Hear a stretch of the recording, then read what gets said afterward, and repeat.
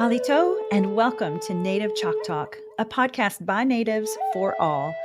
Here we're keeping our native ancestors' stories and history alive while also sharing with you our native cultures, traditions, and more. I'm Rachel Youngman, a Choctaw originally from Anadarko, Oklahoma. I hope you'll enjoy this journey with me as we learn from our Native American guests. And stay tuned for the end of each episode where we'll talk about some great ways to support Native causes and or Native-owned businesses. Let's get started. In Northern California, north of Sacramento, sits the town of Corning, where the sun sets over the budding olive orchards, spraying purple, pink, and gold colors over the distant mountain ranges to both the east and the west. National forests with all their natural wildlife and foliage surround the area, providing a sense of safety and all is right with the world in this quaint town, known for the farming of its olive oils, almonds, and walnuts. Perhaps the local farming is why one may find themselves traveling down roads with names like Olivewood, Olive Lane, Almond Street, and Walnut Road. But would one know the story of the namesake of the road named Everett Freeman Way? If you ask one of the locals, they'd most likely be able to tell you the meaning and the history behind the name. That today a small tribe of Indians remains that once had to fight to gain back their sovereignty. That they once were forced to sign papers stating that they were not Indians. That they reluctantly surrendered their sacred lands to incoming settlers. Those lovely lands that were wedged between those mountains with the beautiful rays of sun casting those brilliant colors across the peaks, this in exchange for being forced into military reservations. Would a visitor to the town of Corning, California, ever know the story of a humble hero named Everett Freeman? That this humble, ordinary man would rally the people of the misplaced tribe to regain sovereignty and return to their homelands? Well, if you're ever a visitor to Corning, California, at least you'll know. Today, we celebrate the Paskenta Band of Nomlaki Indians with my guest, Chairman Andrew Alejandre. Chairman Andrew, welcome to Native Chalk Talk. Thank you so much for having me, Rachel. I appreciate it so much. Absolutely. And I know you're busy, so this means a lot. So now I know you go by Drew. So from here on out, I'll call you by your preferred name. And for our listeners, I'd like to point out that for the Paskenta people, the leader is called chairman, title counterpart to what many tribes call chief. So, Chairman Drew, we have much to learn about the Paskenta Band of Nomlaki Indians, as well as about this tribal champion, Everett Freeman. But first, I'd like to share about yourself and about the great work you're doing as chairman. So here goes. Andrew Drew Alejandre was elected chairman of the Paskenta Band of Nomlaki Indians in September 2016. Prior to being elected chairman, he served as tribal secretary starting in April 2014. Chairman Drew grew up in nearby Williams and moved to Corning when the tribe opened Rolling Hills Casino in 2001. He graduated from Corning Union High School and earned a degree in graphic design from the Art Institute in Sacramento. He brought a background rich in entrepreneurialism and business operations to his role as tribal secretary, and he gained an inside look at the tribe's economic development efforts while interning for the tribe's construction company, Tepa, in Colorado. Chairman Drew also realized his dreams of owning his own brand when he started his own clothing company. So you've been chairman for how long now, Chairman Drew? So this will be my seventh year, Wow. and so I serve. So it's a 4-year term. I'm in my second term, and it will end next year. Oh, wow. Is it kind of bittersweet, or are you ready to get back to the clothing company and having more time to do all of that? There's no term limits within the tribe, so my goal is to serve one more term. Okay, fantastic. Well, and obviously, I've heard such great things about you and the work that you do, and we're going to get into more of that as we go. I do believe you're the youngest chairman, or again, chief in the case of other tribes that I've spoken to. And I find that to be exciting. And I'll enjoy continuing to hear about the work you're doing over the next coming years. So, the story about your appointment and election to chairman is an interesting one. And it started with some controversy with previous administrators, right? So, Tell us more about that. Yeah, so there was a family uh, made up, and their last names were the Peta, Loesch, and Crosby. They were somehow, um, when we got restored, they were somehow let onto the roll. And they had a very large family, which allowed them to be in power as when it comes to tribal politics. So there was one person, Leslie Loesch. She was the tribal secretary, or I'm sorry, the tribal treasurer. Her Okay. sister was the tribal administrator, Enos Crosby, and then their son, and then Enos's son was the economic development person. Wow. And yeah, so the three of them stole over 5 million that we can think of, and I'm pretty sure it's more, but over $5 million from the tribe. They spent it on everything they wanted.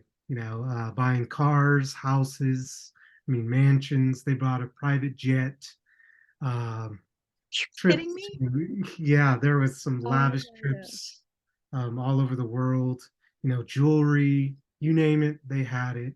um, and this was money that belonged to the tribe, money that was supposed to support our membership. And they just took it upon themselves to use it as their own bank account.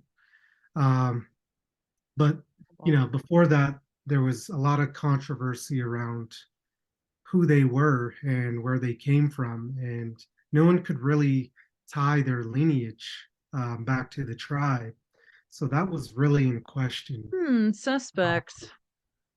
Yeah, yeah, and in 2014, my a lot of the tribal members were sharing with my uncle Andy Freeman, who was the chairman at the time, telling him, these people are not a part of the tribe. There's something you need to do. You need to look into this. Um, and this was before all of that came out. So, uh, he did some deep diving, went back and met with some of the people that helped get the tribal roles established. A genealogist who we still work with today. Um, and it came out that there was no ties. There was no trace of who they were and where they came from as far as being a part of our tribe. So it was in 2014, April 12th. Um, my uncle told me, "Be ready. I'm going to need you to step into this role because we're going to be removing the this family from the roles, and I'm going to appoint you to the tribal secretary role." What did you think of that when he said that to you? Were you just Um, like, oh, okay? yeah, it was. I had at that time I had no business being in tribal government, tribal politics.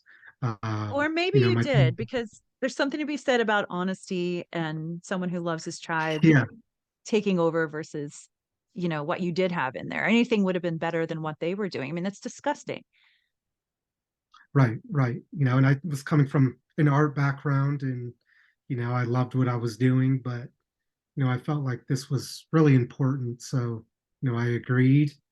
And then that's when the real fight started. We removed them, and that was a big controversy in itself. You know, it was an intertribal dispute, so no one really wanted to have a hand in it. The BIA wanted to stay out of it. Mm. Anybody, any organization that we tried to reach out to was like, "This is an intertribal dispute, so you guys need to figure it out on your own." Um, so that was an issue in its own. And then when we started going through what exactly the tribe had as far as you know businesses, things we're invested in, starting to look over the numbers, and we started to discover all these different things that the tribe owned and had, and all these different bank accounts, uh, and how they were being used. And that just really elevated everything, as far as who these people were. Um, Wow. and there was even at one point where we had to hire our own armed security team to be on property in front of the casino. And they also hired a armed guard team, and it was a standoff in front of the casino, weeks and weeks, Oh and my gosh. it was one of the craziest things I've ever Was the experienced. press there or was it? Press was there, Oh just my a God. day. It was a night and day thing. I mean, there was just all these crazy accusations about them coming in with a helicopter and dropping in above the casino. Um, One thing they were successful doing was, they did a cyber attack on the casino, shutting down all our systems. Oh my So their God. goal was to shut down the casino entirely. Um, and they were unsuccessful just because we have an amazing team at the casino who, worked day and night. I mean, the employees were just incredible. The tribal members were incredible. There was just so much resiliency that, like how we just came together and fought against all of that. And, we are successful now today. And those three individuals are now in prison, and paying restitution in the short. Wow.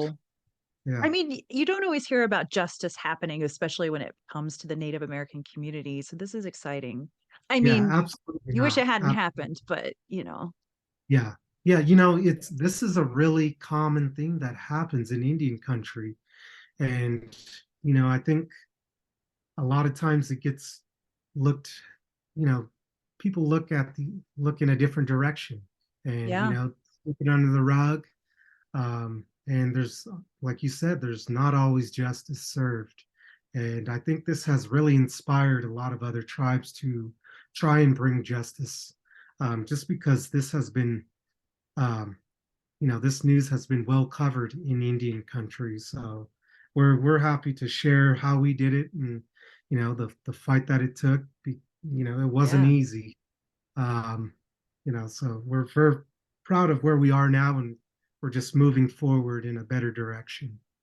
That's amazing. How long did it take to actually unseat them and get them into prison? So they were just put into prison this last September. So from 20, I mean, you're talking 2014 So to just now, months ago. Yeah. oh my God, that's absolutely insane. So do you know how they originally came into power? Well, they were working with my grandfather to help get the tribe re-recognized. He kind of leaned on them for some guidance, and, Yeah, you know, they just took advantage. so sad. I hate that. And that taking advantage thing is big. Again in Indian country, but also what you talked about with there's corruption in a lot of, I hate to say this, but there's corruption in the tribes. And I think that's come to light more and more over the years. The better technologies we have, the better reporting and recording. So those things I think are getting better, but it's still a battle that I think a lot of people don't even know that tribes face. So it's hard enough facing what tribes face with the outside world, but then sometimes the inside world can also have its own challenges. So, congratulations to you and your tribe for getting all of this taken care of, and justice has been served with the right people in prison now. So, what have you learned thus far from being the leader of your tribe? I mean, you came in as chairman in a way that to a situation that most people don't have to deal with. Yeah, absolutely. It's been a lot of trust building. One of the, with the membership, of course. So one of the things that we really strive to do is be as transparent as possible. because that has left a lot of damage on our people, Yeah. and it's so hard for everyone to trust, just because of the way they treated the membership. Um, we've given the voice back to the people, which is really important. There wasn't a voice before. There wasn't there wasn't the ability to ask questions. When Yeah. you asked a question with that previous council, then and they didn't like what you had to say, they would strip you from your tribal benefits for as long as they What? wanted to. I had some family members, who Oh, asked a question about, do we own a private jet? Because I heard we own a private jet. They didn't like that, so they stripped her from, any benefits that you would receive as a tribal member. And the sad thing that really got me was they wouldn't even allow her to use our tribal clinics, for if she had health issues, which was very sad to see. Um, unbelievable. yeah, and I think I've just learned so much from what not to do. Um, just trying to reach out to other tribal leaders, and I was really surrounded with so many great people coming into this role. Otherwise, I Yeah. probably wouldn't have done it. Oh, wow. Yeah. So you felt you like you had a good support system and they obviously believed in you because they wanted you to be chairman. And that says a lot. And the fact that I guess they voted you in for that second term, right? Yeah, yeah. So So yeah, it's good stuff. right. I'm so proud. That's just so cool. I mean, what a story. What a victory story. You're like, okay, I'm coming in like a wrecking ball. We're gonna fix this thing. Well, good for you. So it sounds like you learned that listening to the people and even experiencing what was going on within your own family before you took over as chairman and before these folks went to prison was that there was a lack of trust. And what had happened before was probably very bruising on the tribe. And so I can only imagine it has been an uphill battle but it sounds like things are going well and super exciting. And I want to get back to some of that in just a moment, but I wanted to take a quick minute because I was curious myself, and I'm sure a lot of people listening are going to also be curious. Tell us about your clothing brand. So the name of my clothing brand was CAVE, CAVE, and it was an acronym for uh, Create, Ambition, Venture, Elevate. Cool. It's what they call streetwear, which is a mixture of different genres and mediums. So music, art, clothes. Um, a clothing brand was something I've always wanted to do, since I was young, Yeah. and I wasn't sure how to go about it, but I figured out that you needed graphic design to do it. Gotcha. So that's part of why I went to school for graphic design. Um, Awesome.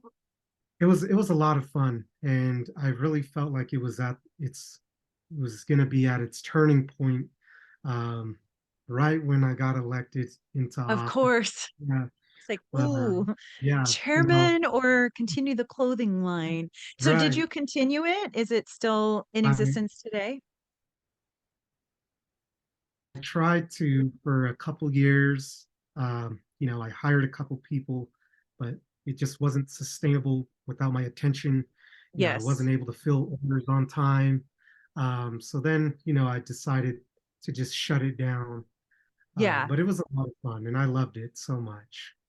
And someday when you retire, you can pick it right back up. At least you know what to do now, and you know you needed the graphic design background and all those things. Yeah. What would you say to, because I know we have a lot of natives in fashion now and creating clothing lines. It's super exciting to see them come to the forefront and get their spotlight. What would you tell to someone starting in this field, whether it's, hey, don't get discouraged, keep going, or what best practices would you share to them? That's absolutely right. Just keep going. It starts with one design. Mm, one step at a time. Social media is going to be your best friend. That's where you're going to get all your exposure, and just keep creating and creating and creating. That's the Yeah. best thing you can do. Get that exposure, and just have fun. Do what makes you happy when it comes to doing the putting out the designs you want. That's what it's all about. That's great. I love that. Do what you love. And how long did it is it a full-time job? Is it a 40-hour week? Is it a 60-hour week job to try to start a business like that? It becomes a full-time thing, I bet it 'cause does. if you're the marketer, you're the designer, uh, you're the bank, you're the accountant. So, Yeah. There's all the of that. business side, Mm, blah, mm, blah. Yeah. exactly. I totally get it. Even with this podcast, I have my business I'm side, sure. and it's like those are the things that I put off till the end of the week. I'm like, that's not the fun stuff. Right. Right? So, knowing what you're getting into is great, but also sometimes not knowing what you are getting into is good too. Because I wouldn't have known there was this much work in a podcast, but I wouldn't change a thing at the same time. It's so much fun, and I'm sure you felt the same way about your clothing brand. Absolutely. So, but before you and I met, I knew nearly nothing about the Paskenta Band of Nomlaki Indians. So why don't you share about your tribe for both our listeners and me too? Absolutely. So we originate from Paskenta, where our original reservation was.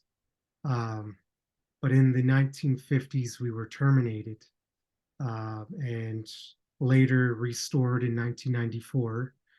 Um, Today, we have close to 300 tribal members, and our reservation now sits right off the I-5 in Corning, which is um, east of Paskenta, still in Okay. our Aboriginal territory where our people were the first people there.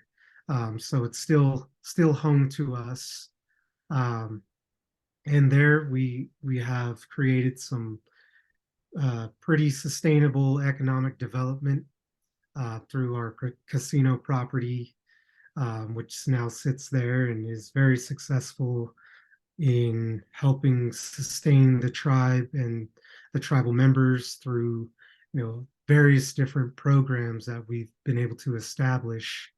Um, and we continue to grow. One of the things I must say we're proud of is we've just built a community complex, our first tribal headquarters, which the tribe has never had before. So we're so proud of that. When I came into to office, we didn't have a tribal office or a place for Right. tribal members to gather. Now we do. We have a two-story beautiful facility. That's our admin building. And then next to that, we have a community center, um, where now we can host gatherings, share stories, and just create so many memories with each other. These are buildings that are going to be here for generation after Yep. generation, where all the most important decisions are going to be made for the tribe, um, just going forward. So we're really proud of where we are. um, we've also built these different committees within the tribe, going back to when I said, we voice back to the people. Through that, we've built these committees to where we can allow them to have some influence on the things that we're doing. We have a Ah, finance cool. committee. So through that, sharing our numbers, sharing our economic development, it goes back to that transparency. We have a Mm. health board, um, which talks about how our clinics are doing, uh, and getting feedback and recommendations from tribal members. We have a culture committee who is trying to revitalize our culture, Yes. revitalizing language, revitalizing ceremonies. So we're just doing so much with our membership now, and it's really special to see the growth that we've established. And it's amazing what you can do when you don't have $5 million being taken out of the coffers. there was a period of time where our tribe went through the Trail of Tears, which we call the Nome Cult, where they Mm. rounded native people in the North State here, from Chico, where the Machupta tribe is, and then they moved their way. Settlers came and rounded up these people. They got the Nomlaki people and drove all of these tribes up over the mountains to the west, where Round Valley is now, which is made up of 7 different tribes that were rounded up. Um, so through that, uh, we became slaves, um, and along the way of the Numcolt Walk, there were elders, mothers, fathers, aunts, uncles, children, babies that were murdered and, beaten, starved, uh, just mistreated through the whole time. And, not very many of them survived through it, Mm. uh, which is why we make it a point to honor it every September by doing a Numcolt walk, of our own, just honoring those people. And that was hundreds of miles they walked on foot. That's a You know, long way. it Oh is. my God, I can't even imagine. And I did 20 miles this last year, and I couldn't Yeah. walk. And I had everything I needed. I had water, I had food, I had Right. a ride. I could take a break when I wanted to, and it made me really emotional to see that and feel that, that to know that my people had to go through that is very, very disheartening, you know. Yeah, But especially back to the culture. So through that, we became slaves and shipped off to different farmers, in the area. And, a lot of our relatives were not allowed to speak the language or practice the culture like many other tribes, put in boarding schools. Anytime any of that happened, speaking language or trying to practice ceremony, that was frowned upon. That was beaten out of you. Um, you were made to learn English. You were made to be Pentecostal religion. Mhm. So that has been forgotten along the way. So there wasn't a whole lot to pass down throughout the years, and even a lot of our older elders would tell you, uh, some of that stuff was frowned upon, and they didn't, they're so traumatized by all of that, they didn't want to Right. teach their young children Mm. and pass that down. So Right. Because today, that could uh, put them in danger. exactly, exactly. So today, our culture committee is working really hard to um, find resources that relate to Paskenta, and there are a lot of neighboring tribes who do practice the same traditions as we do, and there's a few tribes that also practice the same language, just slightly different Mm. dialects. Um, Yeah. so there's a lot of these universities that are holding our language. They have tons of recordings and songs and language and just Thank different reasons. goodness. Yeah, but they're also holding it hostage. Mm. Artifacts, baskets, just things that Right. that belong to the tribe, that we're trying to recover. Yes. It's so interesting the thought that I take it for granted that the tribe I'm with, Choctaw tribe, is large, and we've had buildings for a long time, and we just upgraded our buildings recently, and we have a lot of our items, our artifacts and all that. So I take it for granted that there are still tribes out there. There are 300 members in your tribe. It's small, and you're just now getting a building so you can gather or two together. And it's so heartwarming to know that it is being rebuilt as we speak. The Nomlaki Indians are not going away. That's So pretty neat. So how are tribal members designated? Do they have to prove lineage in some way? How does that work? yeah. So it goes by lineage. Today, our roles are closed, but we do allow babies to be enrolled as long as they are under 2 years of age. So once a tribal member has a child, um, they have 2 years to enroll them into a Okay. tribe. Um, Yeah. so so that's how we're doing it nowadays, but it's really based off lineage. Yeah.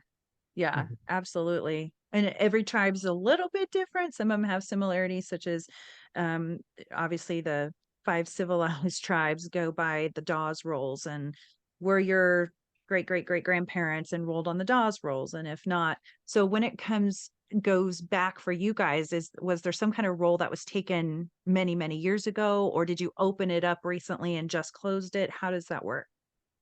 So when we were re-recognized, that's when it was a lineage thing. They established that at that point. I'm not exactly sure how it was, before that. Yeah. Um, but other than that, we haven't opened the rolls since. Okay, gotcha. Yeah, it's a protected view of making sure that your citizens are citizens.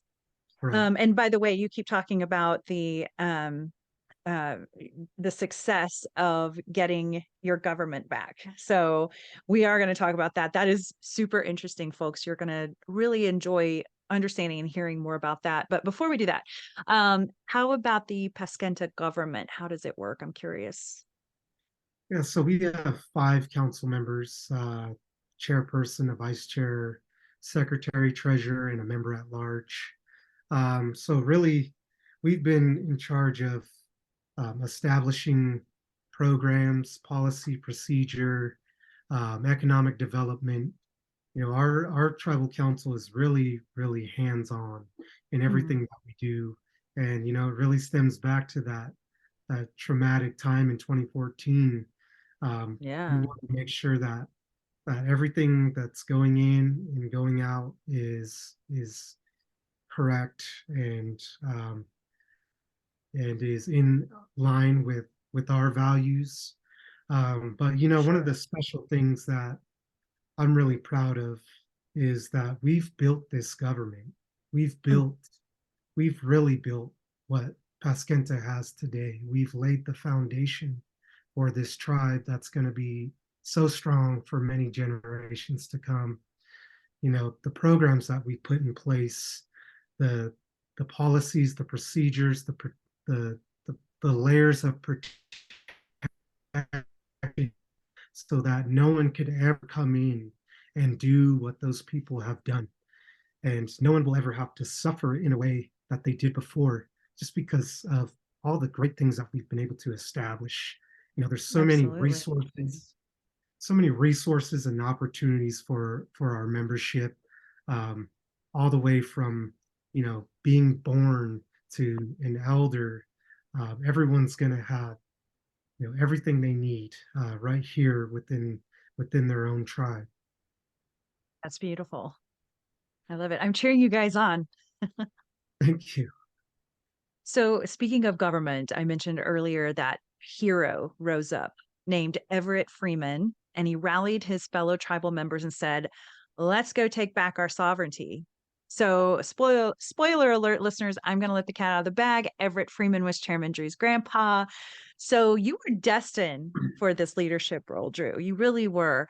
So before we hear about Mr. Freeman's valiant story, let's talk about the history of the sovereignty of the Paskenta Band of Nomlaki Indians.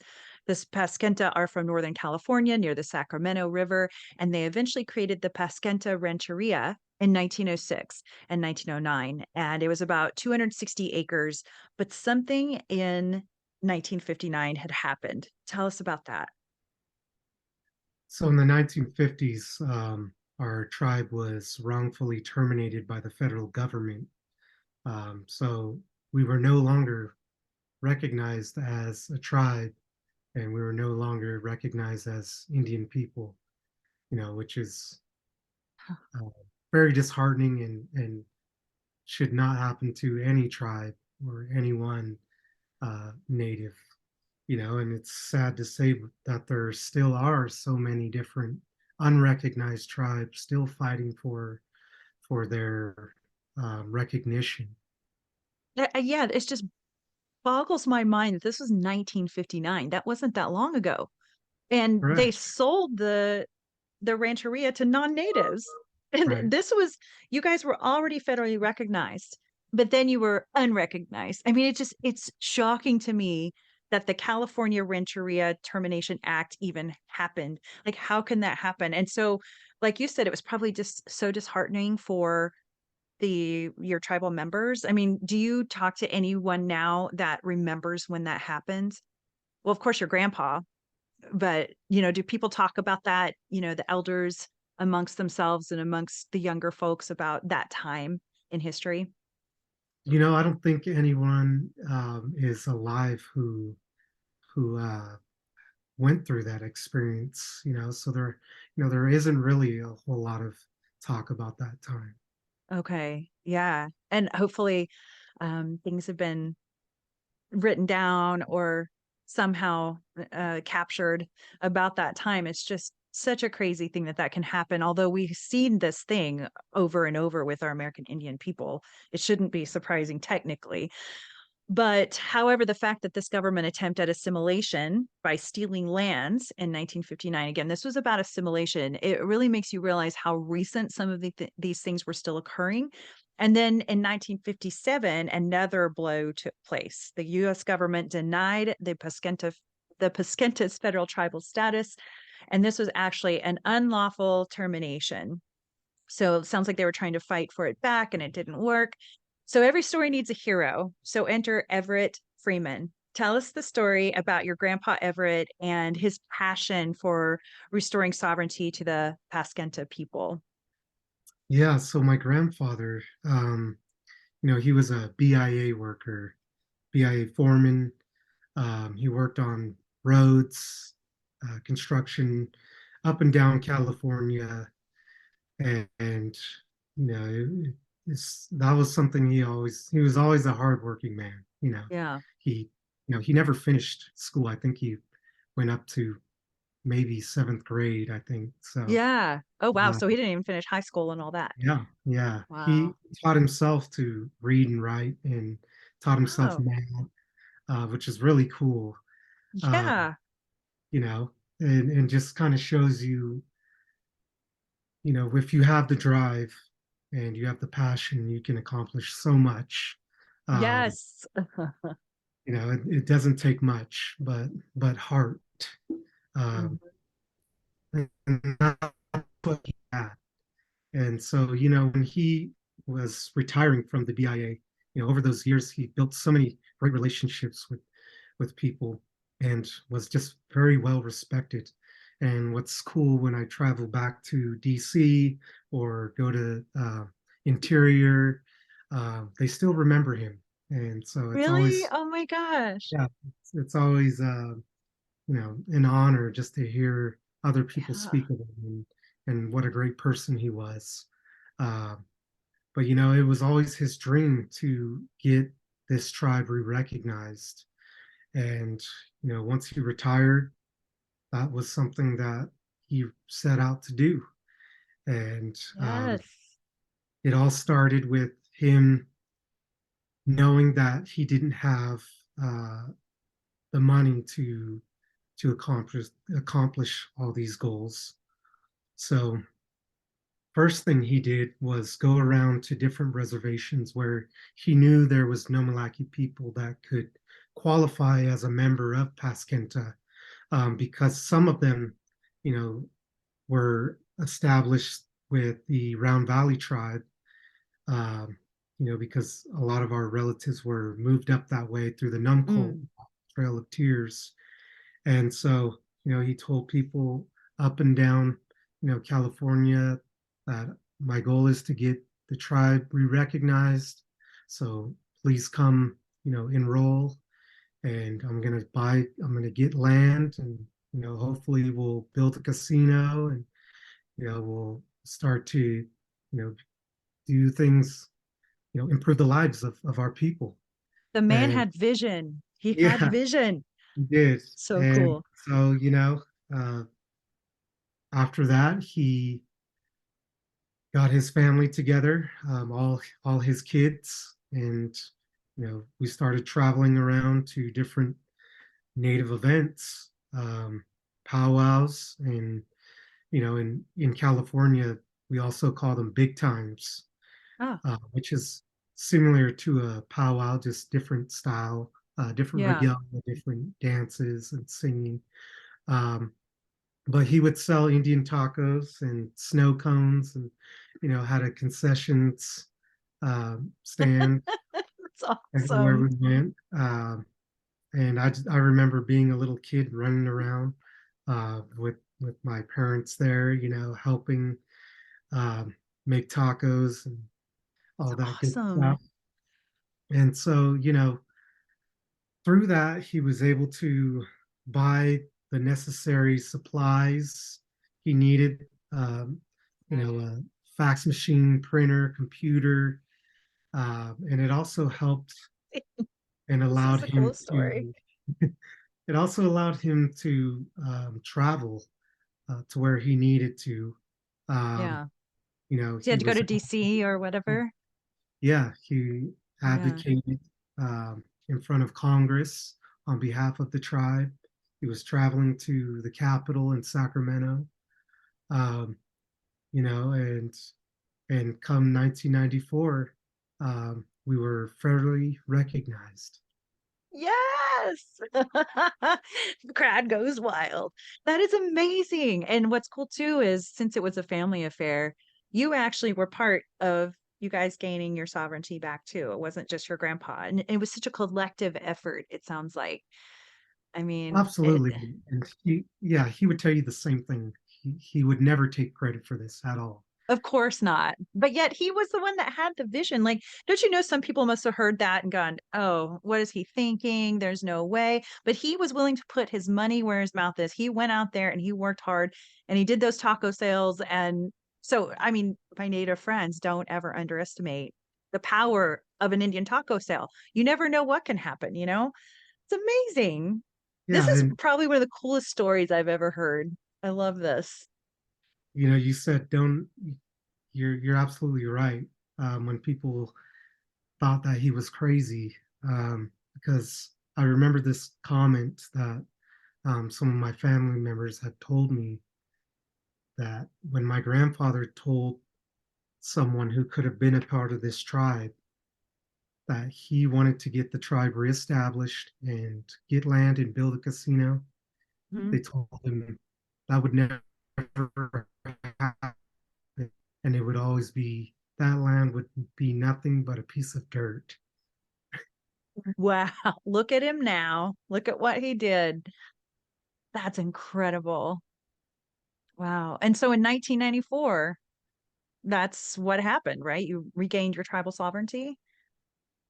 Absolutely, yeah. And then years later, we built Rolling Hills Casino. Incredible. And then with the fraud that was going on, that got taken care of. Took a while, but it happened. And now you even have gathering buildings and things like that. So kudos to your grandpa. I mean, I can't, my hat is so off to that man. I wish I could have met him, but he was a good man. So, did the tribe actually get their lands back? Not our original territories, but Okay. Aboriginal lands where we reside now. And you know, unfortunately, how it sounds is that we're continuing to buy back as much land of ours as possible. Yeah, that's great. It's great. I'm sure there's so much more to come with this whole story and journey of the Paskenta Band. Super exciting. So, thank you for sharing that story with us. Honors to your grandpa, Everett. We'll talk later about the interesting things the tribe is doing with the land, the 2,000-acre reservation near Corning. But first, I'd like to learn about Everett the man. So, he was born in 1931 in California and was raised by his uncles and his grandfather, correct? Correct. Yes. Okay. Yes. And there was something about, I think you told me he was a medicine man or something of the sort.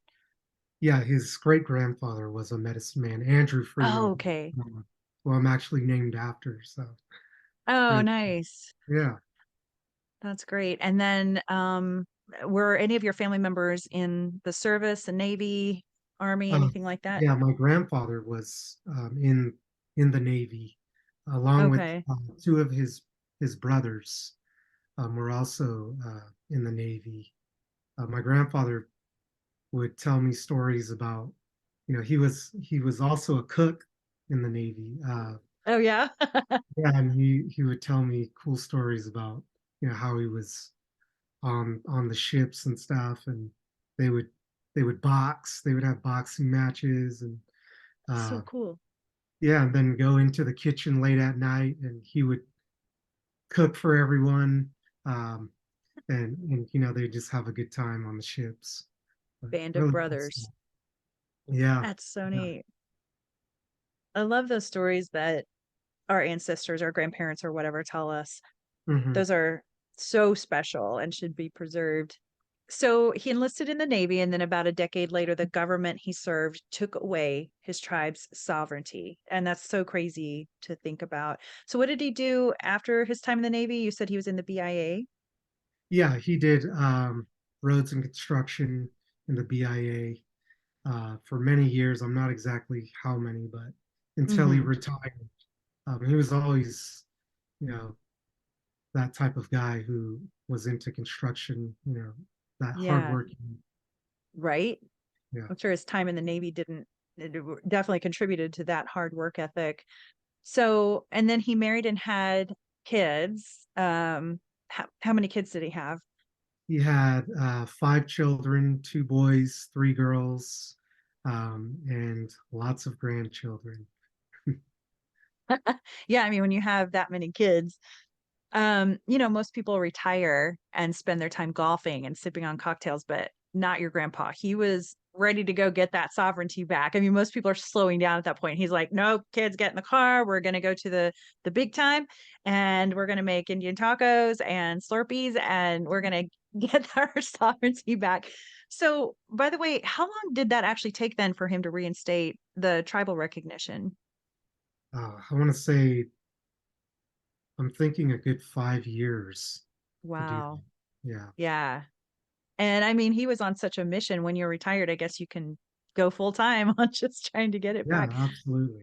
Yeah. So what a legacy from Indian taco sales to the restoration of federal recognition. And this really is a lesson to us all that when you really want to do something, as Chairman Drew said, you will find a way. So Everett Freeman was born in 1931 and passed away in 2010.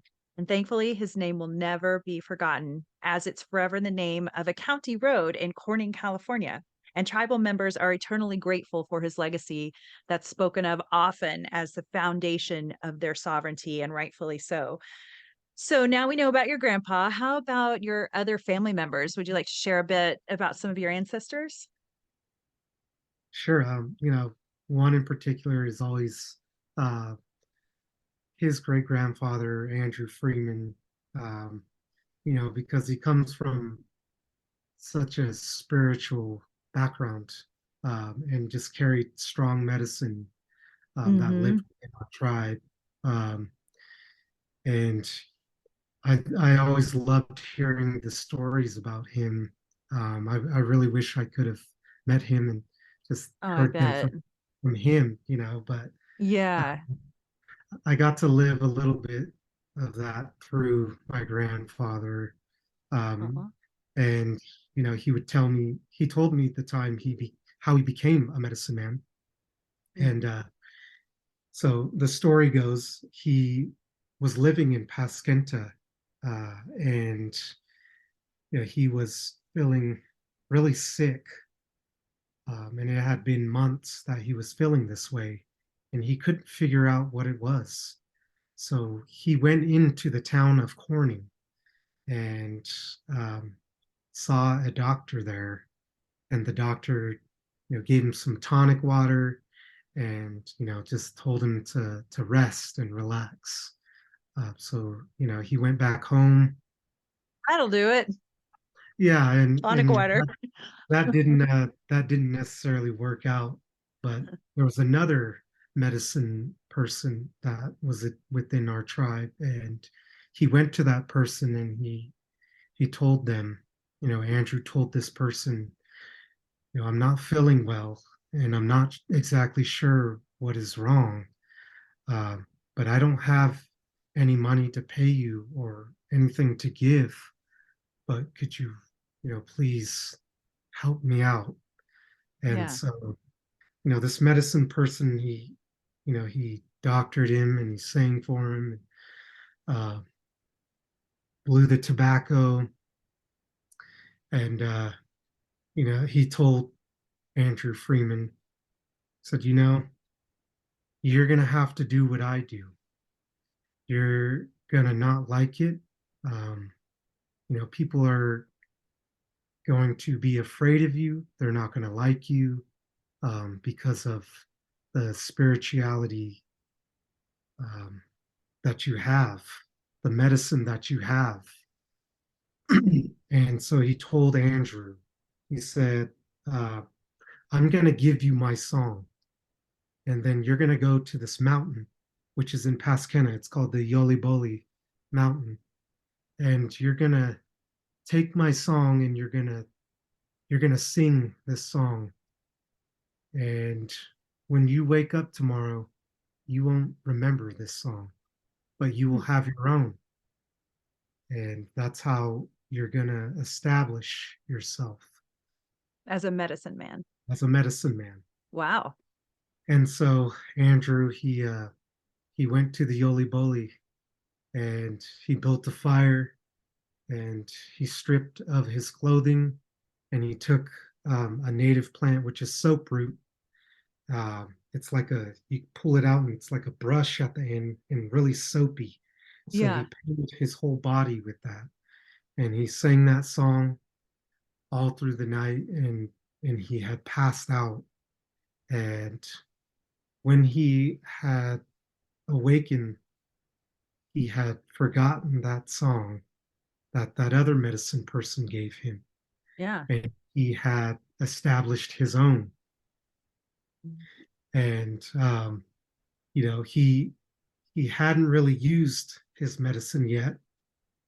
But so when he returned home, there was a sick woman who was within the tribe.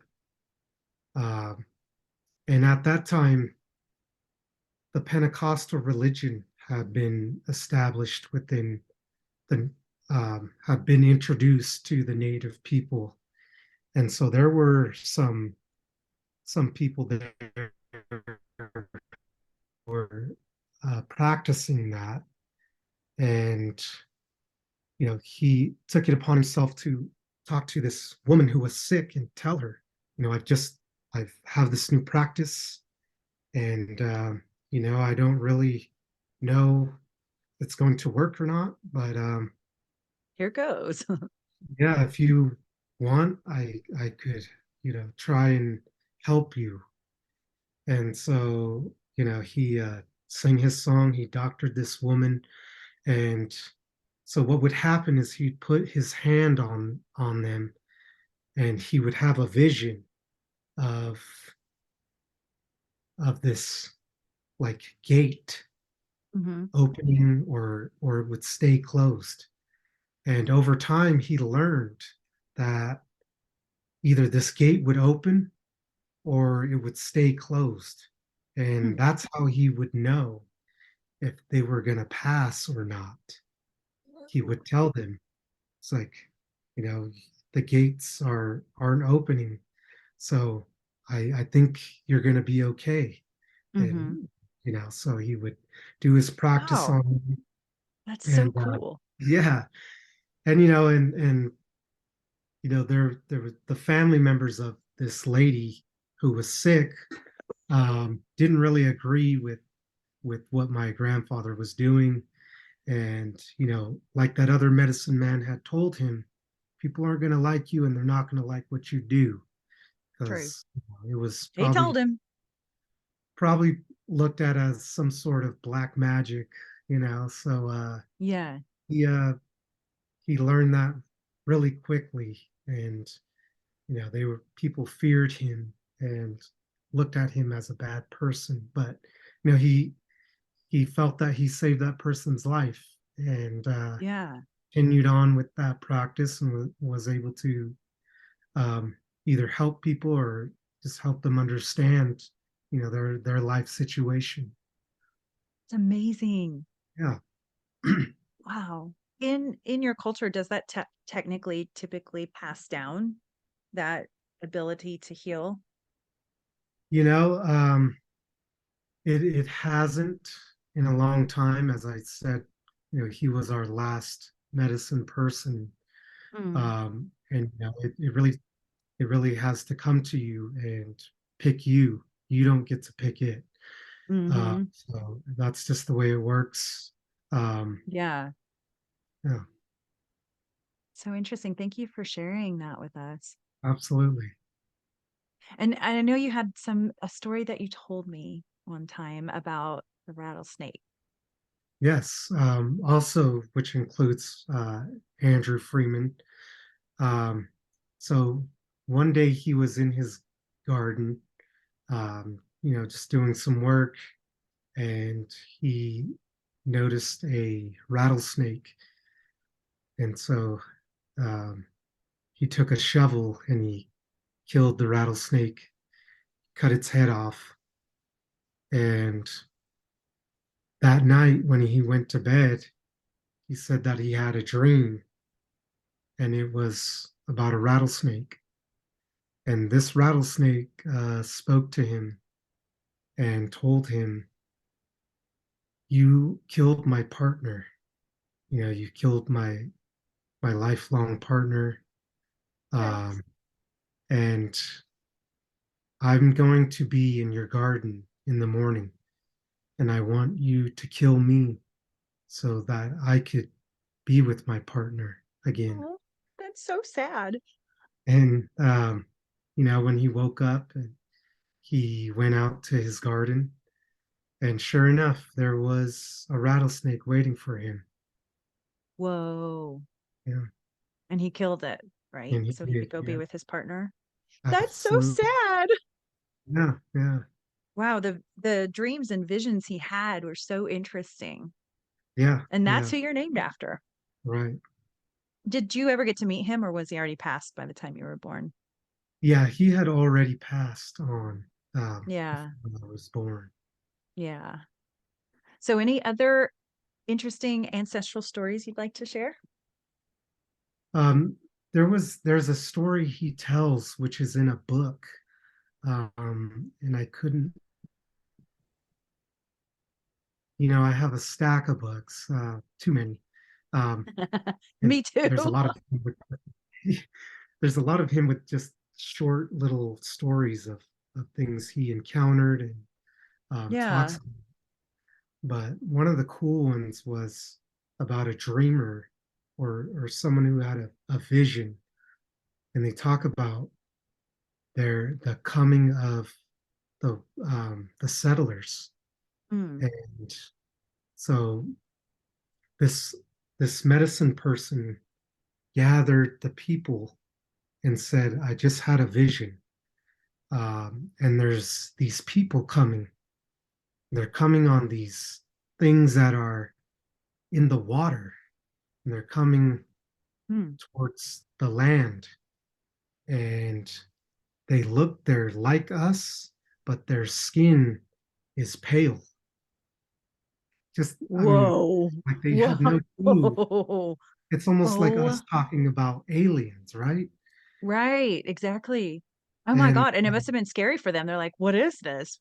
absolutely. And one of the really crazy things that talks about in this vision, and he said they're carrying all these different things that are made of different, materials, I guess. Um, Mm-hmm. but one of the funny things is that he says, and they're bringing these creatures that walk on four legs. And they're talking about horses. Oh, no way. Yeah. Dang. And That's so cool. right. And Wow. and it talks about how their first encounter with horses, they were afraid of them. They were scared of them Hmm. because they never seen I anything like. bet they're so big. Yeah, yeah. So I just thought that was a really interesting, cool story that um, lies within, my ancestors and my people. Oh, for sure. That's so interesting. I'm so glad that you have those stories. Not everybody has those. And I mean, his Andrew Freeman's actually, isn't his name published in some books and stuff too? It is, yes, it is. Wow. Something for everybody to go Google. See if you can find his name in there.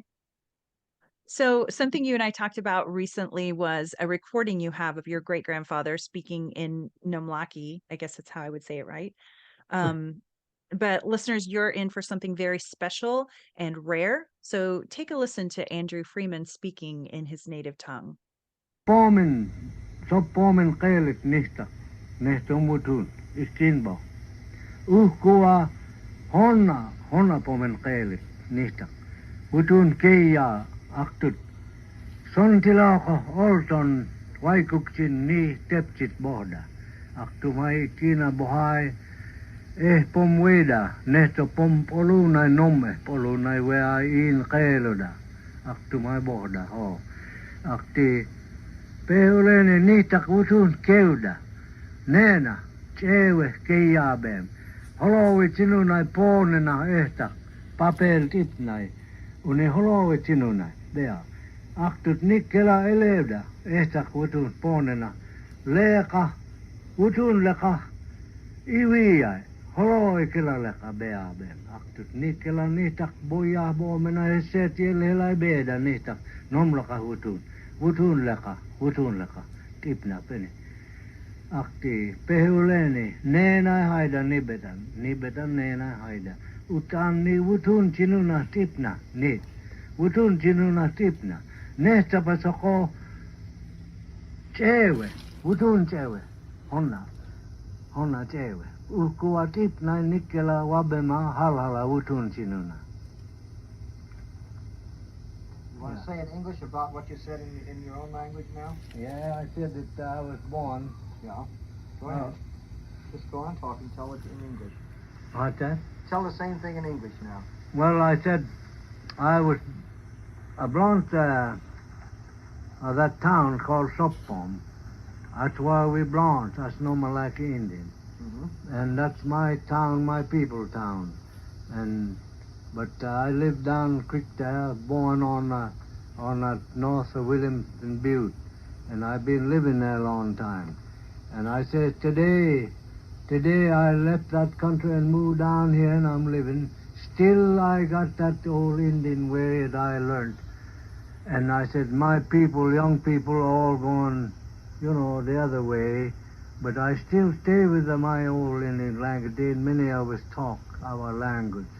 No, but I still know that I'm Indian. I'm living, I belong there. Uh-huh. So that's all I can.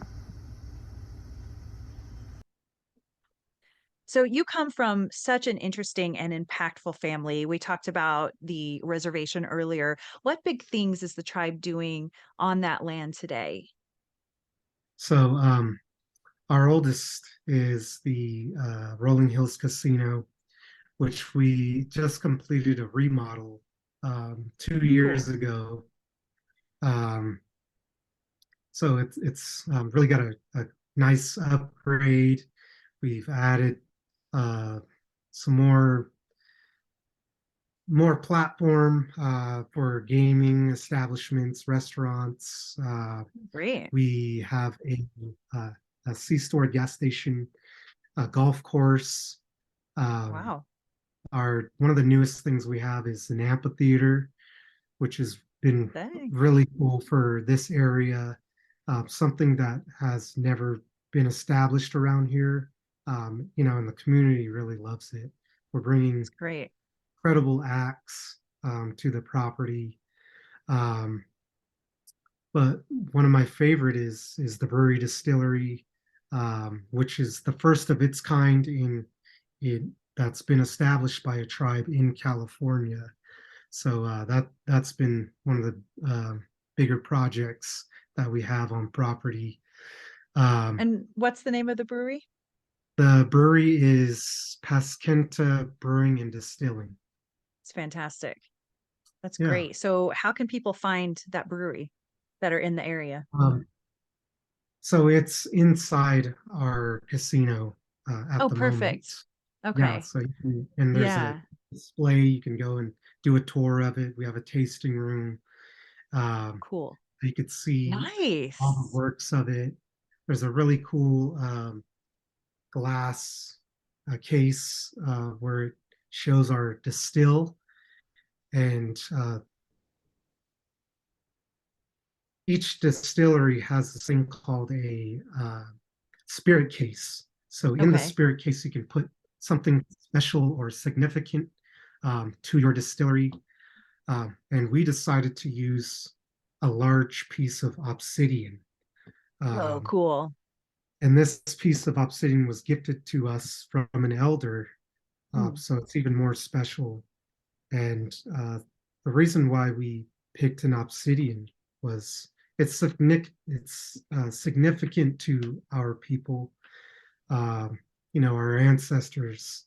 It was a way we survived, was how we Mm-hmm. hunted, and it was how we protected ourselves, using it Yep. as arrowhead, projectile points, knives. And Yeah. we wanted to recognize that, and kind of in the same lines, we're utilizing that as a way to provide for our people today also, uh, Ah, cool. protect our people also, through economic development. um, Wow. so in that spirit case, the spirits will flow over the rock and then filter out and then will be bottled. So Mm. we say each bottle has a piece of Paskenta in it. That's so neat. So, and in addition, you've done a lot in education as well, right? Absolutely, yes. Education is something that's very important to the tribe. Um, but as I mentioned, my grandfather didn't finish school, so education was really important to him. Mm. Uh, one of the really cool things that we've been able to do was we've received this grant, and we were the first tribe and only tribe um, to receive it, which is called the Huh. Everett Freeman Promised Neighborhood Grant, Mm. which was 4.6 million, and we partnered with the community, the local schools, to help establish a better cradle to career opportunity. We built so many resources through the Promised Neighborhood Grant. Um, it's really there. I mean, we have the data to show that this grant has helped improve the education system in Tehama County, which is amazing. And it also provides counseling. Um, there was an unfortunate event that happened in one of the towns in Tehama County. It's Rancho Tehama, Mm. where there was a shooting, and at a school. And through the Promised Neighborhood Grant, we were able to provide counseling to teachers, parents, students, anyone involved, which made a really big impact on everyone there. So, and everyone was so grateful for that, that we were able to, accommodate that. Um, we also have our own education program that is within the tribe. Yeah. So starting at, in grade school, we incentivize our youth for good grades, academic accomplishments, perfect attendance, anything, any kind of award that they get through school. We want to make Mm. sure that they're being honored and that they know that the tribe supports them and that Oh, we're just so proud of them, for their accomplishments. Everyone I deserves love that. to be recognized for their accomplishments. So we wanted to make sure that we were doing that. Uh, and then, as you make the transition out of high school, we've also want to help you continue your education, whether that's going to a university, a community college, or you want to learn a trade. The tribe will support you in that, and we will pay Wow. your full tuition, your books. I don't. That's It doesn't amazing. matter if you go, yeah. It doesn't matter if you go to Harvard or if you go to a community college. We will support you um, all the way. And we also just established a descendant scholarship for those who are descendants of the tribe but not enrolled. We want to make sure that we're helping them with their education as well. And, that's actually been a really big success because one of our descendants that we've helped through that program now is a policy coordinator in our office. So it's That's just, amazing. yeah, it really comes full circle. And Really the goal is does. to see more of that within our Yeah. tribe, see our people utilize the programs, the resources, the opportunities that we're offering, and then they make that their way back, and want to either build a stronger government, build a stronger foundation for the tribe, or just continue on and do something great for themselves, which is we're so proud of this program, and it was really important also for me because when I was going to school, the tribe didn't offer this type of Ah, program. right. Um, they gave you, I mean, it's still something, but they gave us $2,000. I think it was a one-time use, which nowadays it doesn't cover much. Oh my gosh, Maybe, no. yeah. So One you or know, two for us, books. yeah, yeah. For us to be able to offer this is incredible, and it's a really beautiful investment that we Yeah, can do for our people. that's amazing. Wow. It just feels like a lot of good stuff is happening there. It's like this is people are probably going to look back at this time in the tribe and go, this is when all this exciting stuff, big energy, big new things happening all the time. And but again, you're making up for lost time and you're setting up future generations to be able to experience what you're setting up right now. So speaking of big things you're doing, this is kind of a side note. Tell us about Tepa. So Tepa is our 8A construction company. Um, it offers a variety of services, but construction mainly. So that's I always call it our construction company. But Yeah. the other services that they provide are you know, uh, engineering, um, environmental technology. So there's a lot of different divisions of within TEPA, and it really supports and provides solutions for the federal government, private sector, and my favorite is tribal communities. Hmm. So we're establishing more tribal clients, um, which we're doing a casino uh, expansion that's just north of Paskenta to a neighboring tribe, which is really neat. And, just to be working tribe to tribe Right? is always beautiful. And, we need more of So that in cool. Indian country. Right? That's so cool. I love that. I feel like we're starting to hear more of those heartwarming stories of the tribes coming together, helping each other. And this is a business. This is a business that can help other tribes. And do you guys hire natives as well in the company? Absolutely. And that's one of the most important things that we want to establish and that we really speak on from the tribe's perspective. We want to see more Native people in these positions, whether Yeah. it's our tribe or other tribes. We want more Native leadership within Tepa. Um, and one of the great things that we started to establish is you know, our collaboration with other tribes um, who are trying to get into the 8A. Ah, We've been working hard to just share the knowledge that we have. We've been in this business for quite some time now, and there's nothing that we want to keep a secret. And we want to make sure that all Native people are successful, all tribes are successful. So why not share that knowledge? Why not help others get to where right. they need to be able to provide for their people?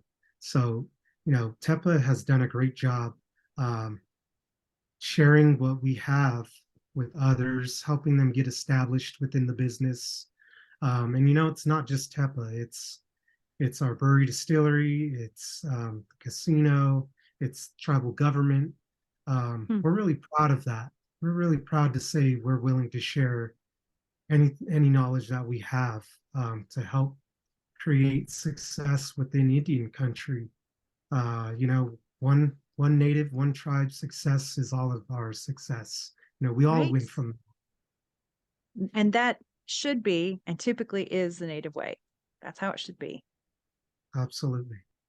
So I'd also like to give a shout out to my friend Justin Chester from Tepa, who he's actually the person that originally introduced us. So to my listeners, that's how we got introduced. And so, hi, Justin. Thank you for that introduction. And if you'd like to learn more about the Paskenta Band of Nomlaki Indians, check out Paskenta, that's PASKENTA-NSN.gov. And I'll be sure to share that on my Native Chalk Talk Facebook page as well. Chairman Drew, before we go, are there any words of wisdom you'd like to share with myself and our listeners? Well, first, I want to say thank you, Rachel, so much for having me today. It's a true honor. Anytime I get to share about my tribe and our vision is very special. And anytime I can be a part of a, a platform like yours, it really is a special thing. And it really does make a difference in Indian country. So thank you. We need more of this. And so thank you for that. You're But most welcome. anyone who is looking to get in tribal government, tribal politics, just you just got to jump in there. Um, but I would like to say that I used to be afraid to surround myself with such intelligent people. Um, and just because I didn't feel as smart, I didn't feel as accomplished, but surround yourself with those people. Surround yourself with as many intelligent people as possible. Um, whether that's your elders, your people, within your tribal community, people within Indian country, your tribal council, and just learn as much as you can. Learn as much as you can. Um, there was a point where I knew absolutely nothing about tribal politics, tribal government, and and I feel like I'm just now getting the hang of it. So if you put your mind to it and you're passionate about it and you got heart and drive, there's nothing that can stop you. You're unstoppable. and you can do it. You can do it. The strength and spirit of the Paskenta carries on today with the help of a retired man who refused to settle for the status quo. May we never forget the story of Everett Freeman and the lesson he taught us to do whatever it takes, that no endeavor is too big when you decide to go after it, and how a small thing like an Indian taco sale can lead to the restoration of entire tribes' sovereignty. Thank you, Everett Freeman. And thank you, Chairman Drew, for sharing your family story and for all the good work you do for your people. Yakoki. Thank you. Thanks for listening to Native Chalk Talk.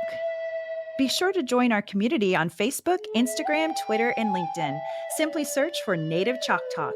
That's Native, CHOCTALK. And check us out at nativechalktalk.com. Stay tuned for the next episode. You're going to love it. Yakoki. Thank you, my friends.